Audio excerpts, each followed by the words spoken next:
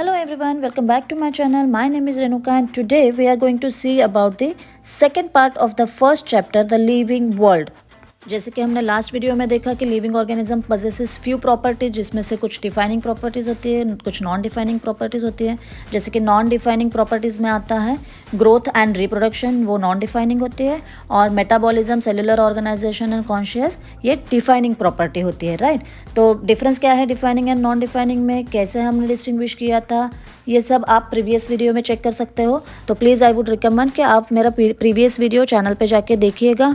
और मैं और एक चीज़ बताना चाहूँगी आपको कि इस चैनल में और अदर चैनल्स में डिफरेंस क्या है, बिकॉज लिविंग वर्ल्ड में तो आपको बहुत सारे वीडियोज़ मिलेंगे, राइट। पर इस चैनल में और अदर चैनल में डिफरेंस क्या है कि इस चैनल में हमने क्या सोचा है कि हम सीक्वेंस वाइज पढ़ते जाएंगे, मतलब चैप्टर वाइज। जैसे कि चैप्टर 1 खत्म होगा, उसके ऊपर सारा एक्सप्लेनेशन मिलेगा आपको 1 बाय 1 वीडियो में, फिर चैप्टर 2 स्टार्ट करेंगे। ऐसे सीक्वेंस वाइज हम वीडियो बनाएंगे, उसके ऊपर एक्सरसाइज डिस्कस करेंगे, उसके ऊपर एमसीक्यूज मतलब मल्टीपल चॉइस क्वेश्चन डिस्कस करेंगे। तो एक कंप्लीट पैकेज आपको इसमें मिल रहा है and that is why I would recommend कि इस चैनल को आप सब्सक्राइब कीजिए, तो आपको सीक्वेंस में एक साथ सारे चैप्टर्स की डिटेल में स्टडी करने मिलेगी, और वो भी पूरा फ्री में। Okay, so do subscribe to this channel and now let's go moving towards the video. अभी जैसे कि हमने देखा कि मेटाबॉलिज्म, सेलुलर ऑर्गेनाइजेशन, कॉन्शियसनेस, ये क्या है, डिफाइनिंग प्रॉपर्टीज़ है। डिफाइनिंग प्रॉपर्टीज़ मतलब क्या, नॉन एक्सेप्शनल, उसकी कोई एक्सेप्शन ही नहीं हो सकती है, वो प्रॉपर्टीज़ होनी ही चाहिए लिविंग ऑर्गेनिज्म में टू से it is a living organism. अगर इसमें से एक भी प्रॉपर्टी ना हो लिविंग ऑर्गेनिज्म में तो उसको हम बोल ही नहीं सकते कि वो लिविंग ऑर्गेनिज्म है। तो इसका मतलब है कि these are non exceptional defining properties. अभी each and every defining properties को हम डिटेल में देखते हैं। जैसे कि मेटाबॉलिज्म, मेटाबॉलिज्म मतलब क्या, the some total of all the chemical reactions occurring in the body of a living organism. मतलब कि एकदम सिंपल वर्ड में कहूँ तो जो भी आप खाना खाते हो ना दिन भर, सुबह से लेके शाम तक, रात तक, जो भी आप खाते हो ना, वो खाने से लेके उसकी एनर्जी तैयार होने से लेके उसका वेस्ट मटेरियल बाहर निकालने तक जो भी आपके बॉडी में होता है ना, उस सारे को मेटाबॉलिज्म करते हैं। That means it is a sum total of all the chemical reactions that are occurring in your body. आपके बॉडी में जो भी चल रहा है केमिकल रिएक्शंस, उसको हम बोलते हैं मेटाबॉलिज्म। ओके, अब ये सारी जो केमिकल रिएक्शन है, मेटाबॉलिक रिएक्शन है, ये इंडिपेंडेंटली इंडिविजुअली कहाँ पे हो सकती है, it can only takes place in the living organisms. Okay, non living object में तो मेटाबॉलिज्म हो ही नहीं सकता है, राइट। बिकॉज ये सारा मेटाबॉलिज्म करने के लिए ना बहुत कॉम्प्लेक्स लेवल की मशीनरीज लगते हैं, जैसे कि एंजाइम्स लगते हैं, डिफरेंट टाइप्स ऑफ प्रोटीन्स लगता है, और मतलब हार्मोन्स एंड एवरीथिंग, बहुत सारी मशीनरीज लगती है। तो ये सारी चीज़ें किस में होती है, सिर्फ लिविंग ऑर्गेनिजम्स में ही प्रेजेंट होती है, and that's why metabolism is the defining property of living organism. Okay, even though the organism is unicellular, multicellular, prokaryotic like bacteria, और यूकैरियोटिक लाइक वी एनिमल्स और अदर अमीबा, जिसमें भी हो, ये metabolism हर living organisms में होता ही है।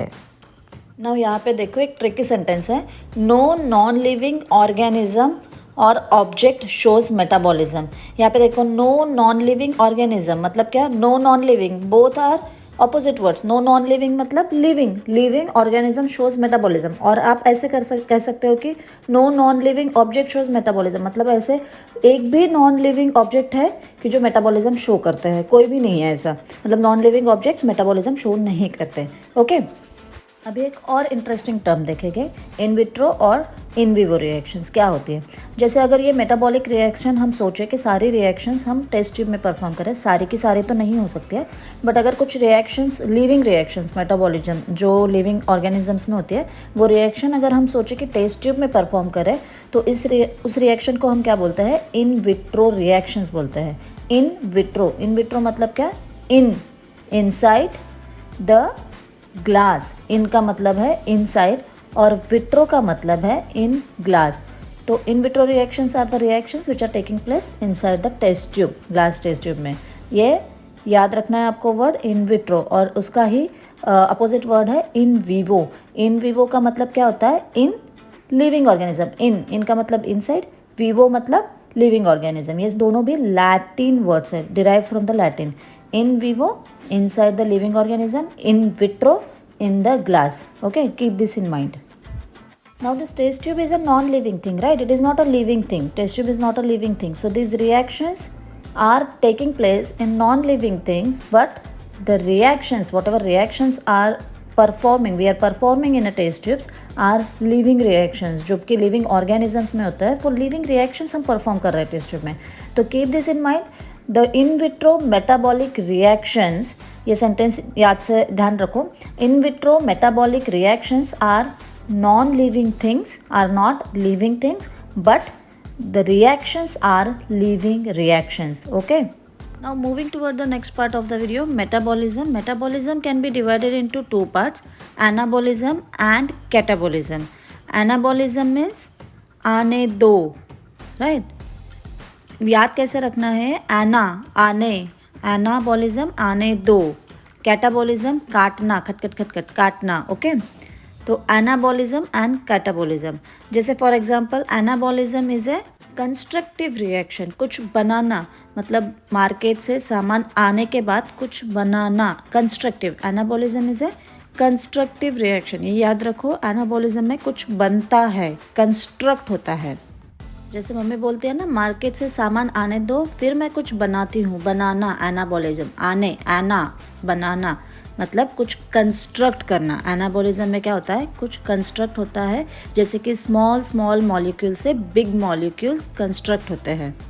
अभी कैटाबॉलिज्म ऐसे याद रखो, कैटा मतलब काटना, खट खट खट खट काटना। ओके, कैटाबॉलिज्म डिस्ट्रक्टिव मेथड है, मतलब डिस्ट्रक्शन होता है, जैसे कि लार्ज मॉलिक्यूल्स ब्रेक डाउन होते हैं, कट होते हैं और स्मॉल मॉलिक्यूल्स तैयार होते हैं। इसका एग्जाम्पल हम देखते हैं अभी, जैसे कि प्लांट में आप देखोगे, प्लांट्स क्या करते हैं, खुद का खाना खुद बनाते हैं, वो बनाते हैं, कंस्ट्रक्ट करते हैं, किससे, कार्बन डाइऑक्साइड और वाटर, एयर से कार्बन डाइऑक्साइड लेता है, वाटर लेता है ज़मीन से, और वो खुद का खाना खुद बनाता है, ग्लूकोज बनाता है C6H12O6, और ऑक्सीजन जो है एनवायरनमेंट में रिलीज़ कर देता है। तो प्लांट्स ने किया क्या, यहाँ पे कंस्ट्रक्ट किया, छोटे छोटे मॉलिक्यूल्स का इस्तेमाल करके एक लार्ज मॉलिक्यूल बनाया है, राइट। कार्बन डाइऑक्साइड, वाटर, छोटे छोटे मॉलिक्यूल्स है, और उससे उन्होंने कॉम्प्लेक्स मॉलिक्यूल बनाए हैं, ग्लूकोज, शुगर बनाई है, right. So it is a anabolic reaction, मतलब कंस्ट्रक्टिव रिएक्शन। तो photosynthesis is a anabolic reaction. क्या है, फोटोसिंथेसिस एनाबॉलिक रिएक्शन है, राइट। और कैटाबॉलिज्म, काटो, अभी सब्जी को उस काटो, काटना, या फिर आप खाते हो ना, तो रोटी को काटते हो, हाथ से काटते हो और फिर खाते हो, डिस्ट्रक्ट करते हो, मम्मी ने जो रोटी बनाई है उसको डिस्ट्रक्ट करते हो, काटते हो, कैटाबॉलिज्म। सो कैटाबॉलिज्म का एग्जांपल देखते हैं, जैसे C6H12O6, right. Using oxygen, it will convert it into CO2 and H2O. ये कौन सी रिएक्शन हुई, ये हुई respiration. So respiration is catabolic reaction. याद रखना है आपको, फोटोसिंथेसिस इज एनाबॉलिक रिएक्शन, आने दो और बनने दो, जहाँ पे खाना बन रहा है, एनाबॉलिक रिएक्शन में कुछ कंस्ट्रक्टिव हो रहा है, बन रहा है। और कैटाबॉलिज्म में काटो, उसको क्या हो रहा है, ये शुगर को काटो और carbon dioxide and water release करो। सो ये हुआ रेस्पिरेशन, कैटाबॉलिक रिएक्शन। समझ में आ गया difference between anabolism and catabolism. हाँ, वन मोर इम्पॉर्टेंट पॉइंट, कुछ भी आप कंस्ट्रक्टिव करना चाहते हो, राइट, आपको कुछ बनाना है, तो उसको लिए क्या लगती है आपको, एनर्जी, राइट। कुछ भी आप बनाना चाहते हो, कंस्ट्रक्ट करना चाहते हो, तो उसके लिए आपको क्या लगती है, एनर्जी। मतलब एनाबॉलिज्म इज एनर्जी कंज्यूमिंग, जहाँ पे एनर्जी यूज़ होती है, यूटिलाइज होती है। और जब आप कुछ डिस्ट्रक्ट करते हो, तोड़ फोड़ करते हो, बहुत मतलब डिस्ट्रक्शन करते हो किसी चीज़ का, तब क्या होता है, आप बहुत थक जाते हो, मतलब क्या होता है, आपकी एनर्जी रिलीज हो जाती है, राइट।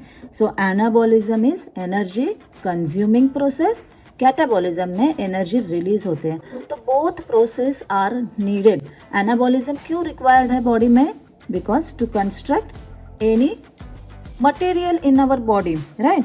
जो भी हम खाना खाते हैं उसमें हमें आयन्स या फिर छोटे छोटे मतलब अमाइनो एसिड्स, प्रोटीन्स, ये सारी चीज़ें, विटामिन्स वगैरह हम खाते हैं जब, तो उसका कंस्ट्रक्ट करके हमें कोई मतलब बॉडी में, जैसे मसल्स में प्रोटीन होते हैं, बड़े प्रोटीन बनाने हैं, हमारे बॉडी में जो स्पेसिफिक प्रोटीन में होते हैं वो बनाने हैं, तो उसके लिए हमें पहले क्या करना पड़ेगा, बनाने के लिए पहले जो भी हम खाना खाते हैं, राइट, जो भी हम खाना खाते हैं, समझो ये अपना खाना है, इसमें वन टाइप ऑफ प्रोटीन है।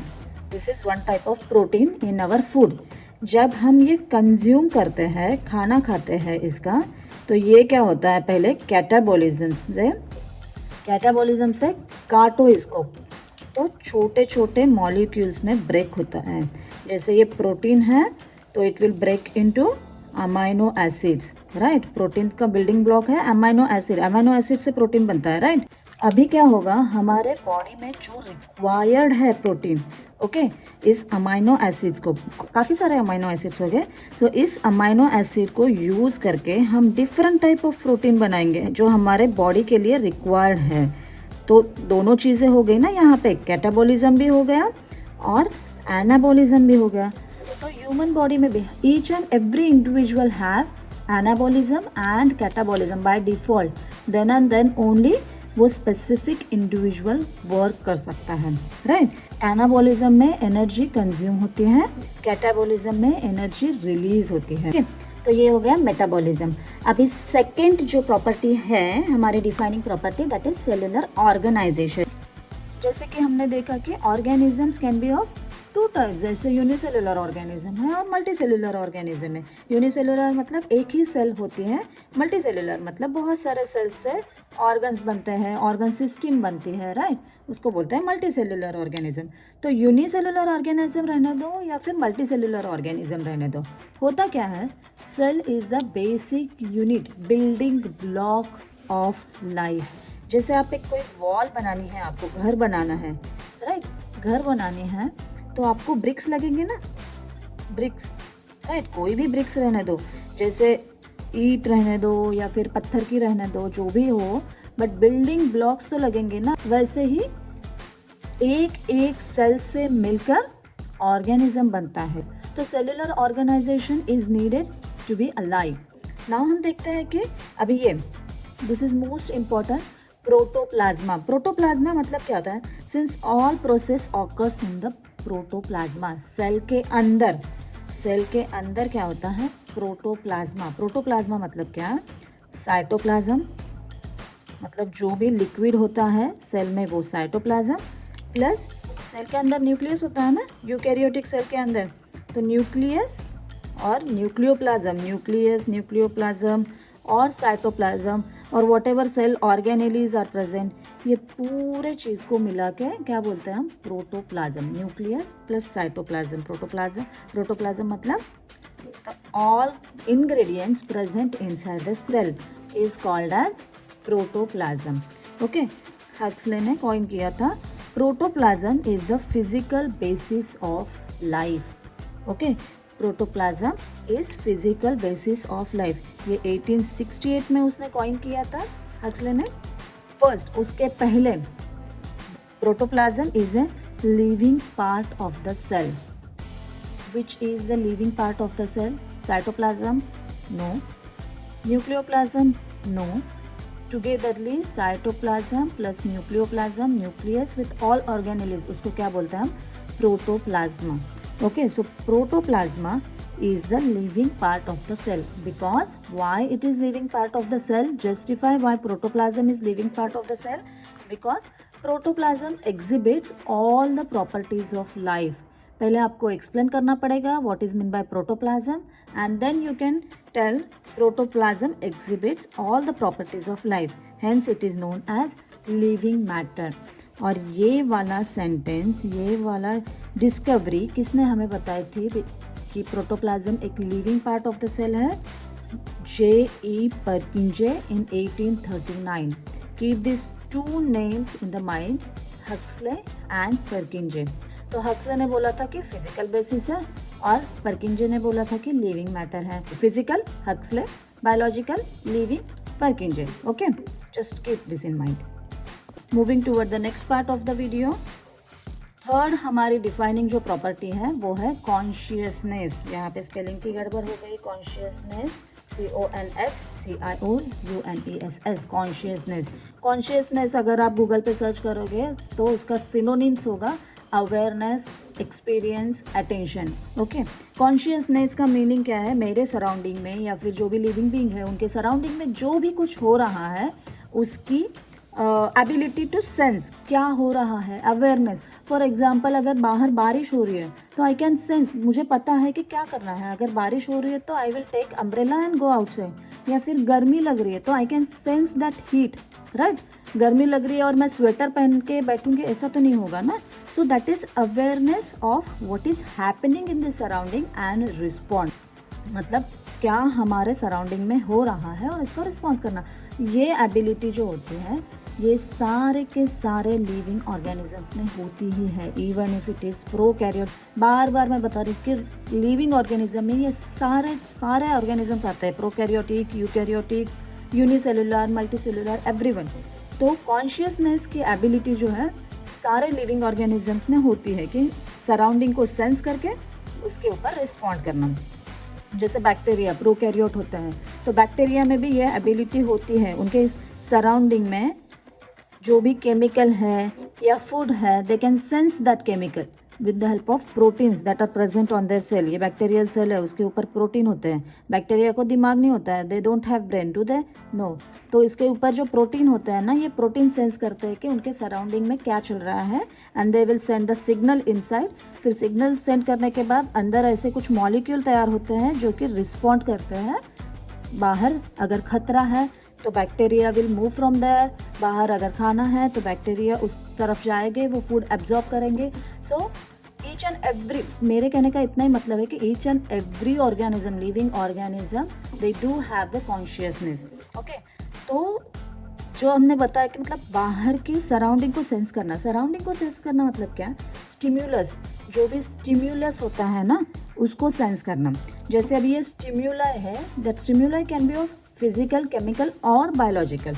जैसे कि फिजिकल पता है ना, मतलब जो कि हमें दिखते हैं, सेंस कर सकते हैं। फिजिकल मतलब हम सेंस कर सकते हैं, जैसे टच हो, ओके, लाइट हो, टेम्परेचर हो, these are types of the physical stimuli. जैसे टच कौन से प्लांट में हम स्टडी कर सकते हैं? टच में नॉट प्लांट, जिसको हम क्या बोलते हैं, साइंटिफिक नेम हो उसका माइमोसा पुडिका, राइट।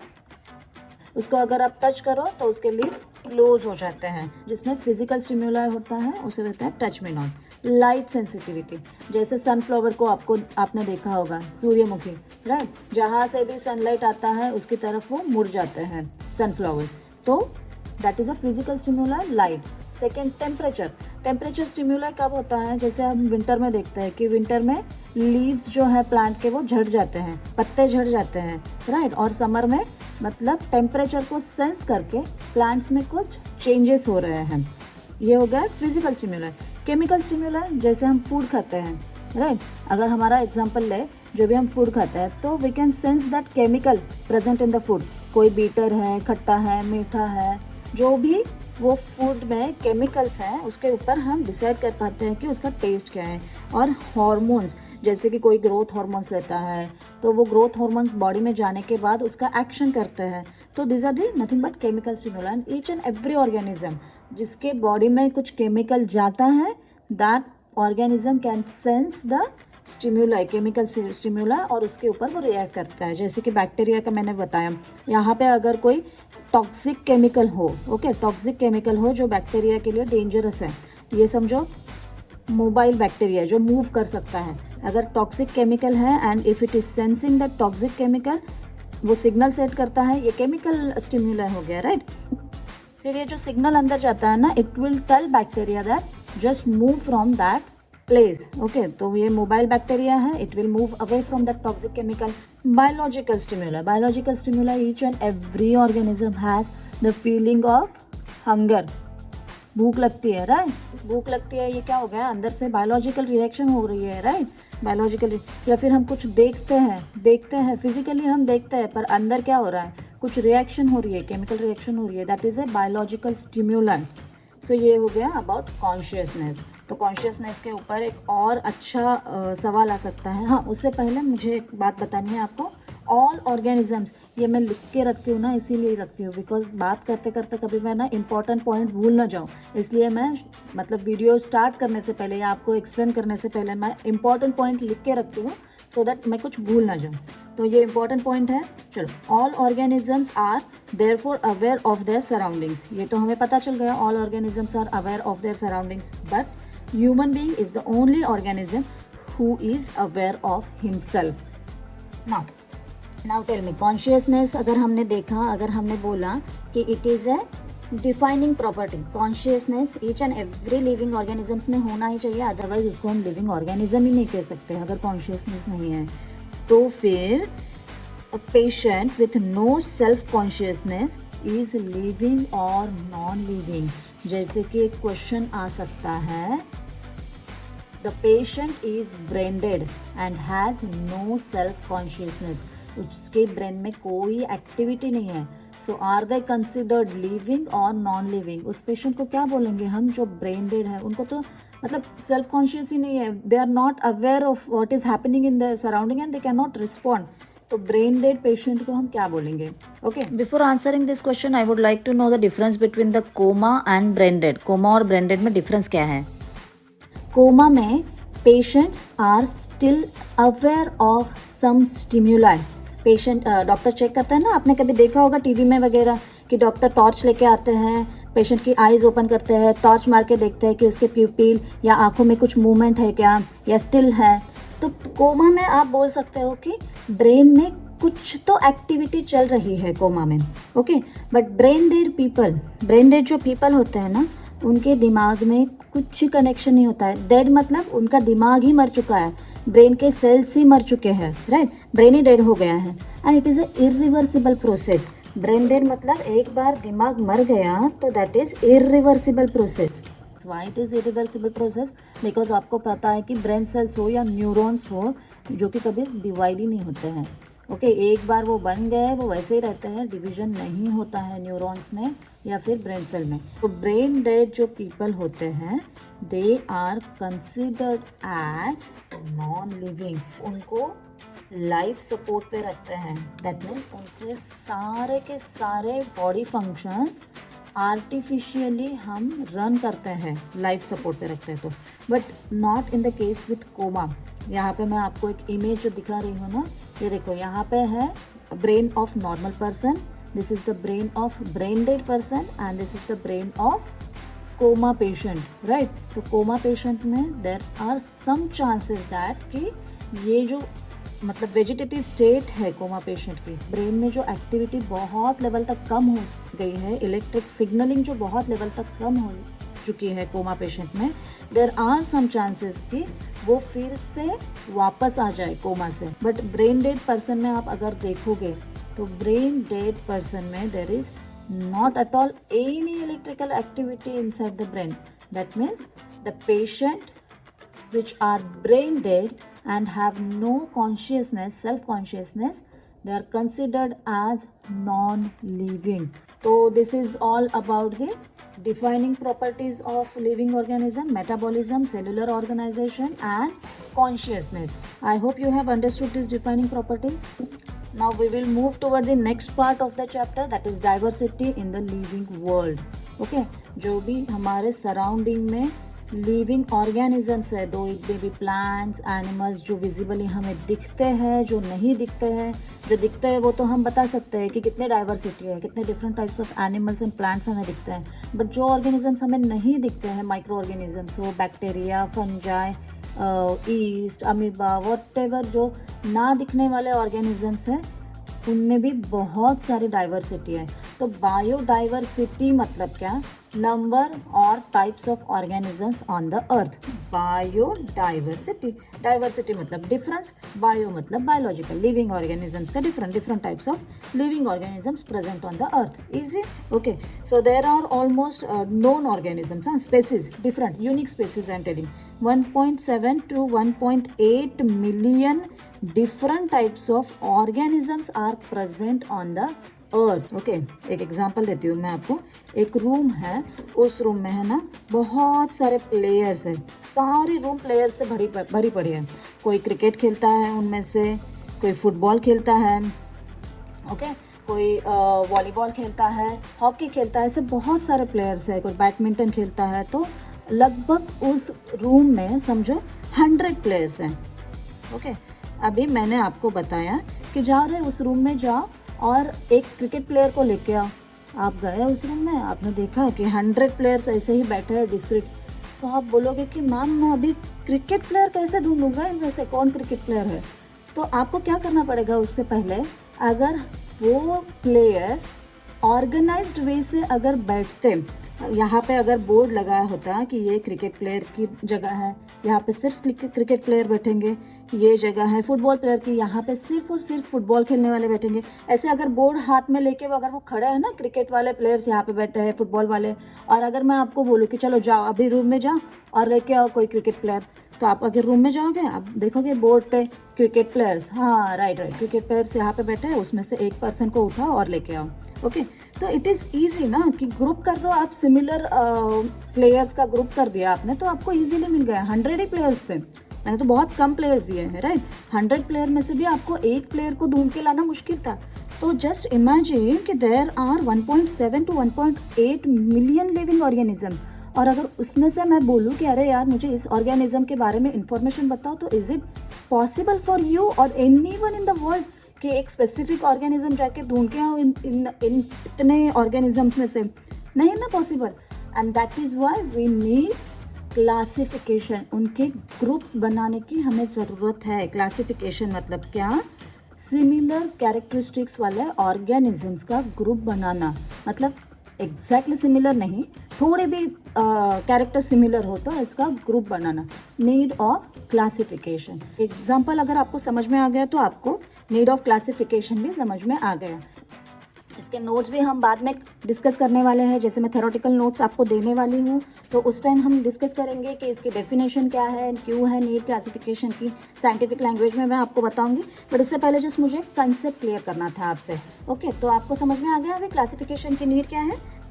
अभी ये मैं सेम एग्जांपल आपको देती हूँ। ओके, नॉमेनक्लेचर मतलब नॉमेनक्लेचर डिस्क्राइब करने के लिए या फिर एक्सप्लेन करने के लिए सेम एग्जांपल देती हूँ। जैसे कि मैंने आपको बताया था कि रूम में जाओ और एक क्रिकेट प्लेयर को उठा के लेके आओ, तो आप गए रूम में और आपको पता है अभी कौन से प्लेयर कहाँ पे बैठा है। अब मैंने अगर बोला आपको कि जाओ कोई रूम में जाओ और पिंटा को बुला के लाओ, तो like you will go and you will say who is पिंटा here, let's come with me. तो अब वो 100 में से कम 10-15 तो पिंटा हो गए। अभी कौन सा पिंटा आपको भी नहीं पता कि मैम किसके कौन सा पिंटा के बारे में बात कर रहे हैं, और अंदर भी प्लेयर्स को भी नहीं पता है कि ये क्या है पिंटा, और सब बाकी के लोग तो मजाक उड़ाएंगे, वो तो डिफरेंट। बट अगर मैं आपको वही बोलूँगी कि जाओ महेंद्र सिंह धोनी को उठा के लाओ, तो आपको पता रहेगा ना महेंद्र सिंह धोनी मतलब किसको ढूंढना है मुझे, राइट। पिंटा अगर मैं ऐसे ही कॉमन नेम बोलूँगी तो कन्फ्यूजन हो जाएगा। तो वैसे ही नॉमेनक्लेचर में क्या करते हैं, नॉमेनक्लेचर में जो भी स्पेसीज आइडेंटिफाई की है हमने, नई स्पेसीज, तो उसको हम साइंटिफिक नेम देते हैं। ओके, जैसे उसका कॉमन नेम तो अलग अलग होगा, हर रीजन वाइज अलग अलग होगा common name, but scientific name एक क्या होता है, this is a unique name given to a particular species. जो भी नई स्पेसीज हम डिस्कवर कर रहे हैं उस स्पेसीज को हम एक साइंटिफिक नेम देते हैं। अगर मैं मैंगनीफेरा इंडिका की बात कर रही हूँ तो that means I am talking about the mango tree, right. So mango is a common name and Mangifera indica is a scientific name. तो नॉमेनक्लेचर के क्या रूल्स है ये हम कल के वीडियो में देखेंगे, बट नॉमेनक्लेचर की ज़रूरत क्यों है, to give a scientific name. Nomenclature मतलब नेमिंग सेरेमनी। ओके, साइंटिफिक लोग बहुत धूमधाम से और बहुत रिसर्च करके ये नेमिंग सेरेमनी करते हैं। It is very tedious job, you know. हमारा नाम रखना फिर भी बहुत ईजी है, पर कोई ऑर्गेनिज्म या स्पेसीज फाइंड किए है उसका नाम रखना इज़ वेरी डिफिकल्ट। उसके सारे पैरामीटर्स पहले चेक करने पड़ते हैं। कौन से पैरामीटर्स चेक करने पड़ते हैं ये हम कल की वीडियो में देखेंगे। जस्ट एक मैं आपको सैम्पल दिखाती हूँ कि कल हम क्या सीखने वाले हैं। तो हम पहले क्या करेंगे, नॉमेनक्लेचर समझने से पहले we are going to see the hierarchy of classification. तो इसमें भी मैं आपको एक बहुत छोटा सा सिंपल एग्जाम्पल देके एक्सप्लेन करने वाली हूँ। Do check this video, this will be very important. और इसके बाद में जब वीडियो का एक्सप्लेनेशन हो जाएगा तो उसके बाद में हम इसके क्या करेंगे, एक्सरसाइज डिस्कस करेंगे, बेसिक डेफिनेशंस डिस्कस करेंगे इंपॉर्टेंट, और उसके बाद में नेक्स्ट वीडियो में उसके ऑब्जेक्टिव क्वेश्चंस डिस्कस करेंगे। तो एक चैप्टर पे मैं minimum 20 to 30 more than that जितने भी निकलेंगे ना, मैं सर्च करूँगी, जितने भी निकलेंगे उतने मैं ऑब्जेक्टिव क्वेश्चंस देने वाली हूँ, और आप वो लाइव वीडियो क्लास में आप सॉल्व करोगे। Okay, with explanation. So don't miss out the upcoming videos. For that you need to subscribe to my channel, otherwise आप फिर ढूंढते बैठोगे मैंने कहाँ देखा था, कहाँ पढ़ा था, और आपको वो वीडियो मिलेगा ही नहीं। तो बेटर वे कि सब्सक्राइब करो और सीधे चैनल में जाओ, सीक्वेंस में 1 by 1 वीडियो देखो। Okay, so stay tuned, next video will be coming soon. For that please do subscribe to my channel, like this video and write down in the comment how you are finding this video. Okay, thank you.